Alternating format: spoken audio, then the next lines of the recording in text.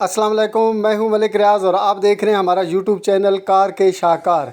Car के शाहकार के लिए आज मैं आपके सामने ये जापानी पिजारो का रिव्यू लेकर आया हूं। आपने इस गाड़ी को बगौर देखना है और मुझे यकीन है कि आप मेरी वीडियोस को लाइक तो ज़रूर कर देंगे और चैनल को सब्सक्राइब भी कर देंगे। आपका बहुत बहुत शुक्रिया।